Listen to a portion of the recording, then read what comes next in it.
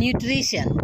આજે જો આ ડેફિનેશનને તમે સમજી લીધી ને તો તમે ઘણા બધા ડિઝીઝથી ફ્રી થઈ શકો છો.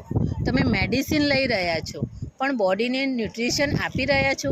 ઘણા લોકો ડિઝીઝ ટ્રીટ કરે છે પણ બોડીને નરિશ નથી કરતા. રિયલ હિલિંગ માટે 2 પિલર્સ જરૂરી છે, મેક્રોઝ અને માઇક્રોઝ. મેક્રોઝમાં પ્રોટીન, કાર્બ્સ અને ફેટ્સ આવે છે જે આપણી બોડીને એનર્જી આપે છે, મસલ્સને રિપેર કરે છે, હોર્મોન્સને સપોર્ટ કરે છે. ઓવરઓલ તે આપણી બોડીનું ફાઉન્ડેશન છે. માઇક્રોઝમાં વિટામિન્સ અને મિનરલ્સ આવે છે. તે આપણા સેલ્સને રિપેર કરે છે, તે ઇમ્યુનિટીને બૂસ્ટ કરે છે, ડિઝીઝ સામે પ્રોટેક્શન આપે છે. ઓવરઓલ તે આપણી બોડીનું હિલિંગ કરે છે. મેક્રોઝ વગર પણ બોડીને ચાલશે નહીં અને માઇક્રોઝ વગર પણ બોડી સાજી થશે નહીં.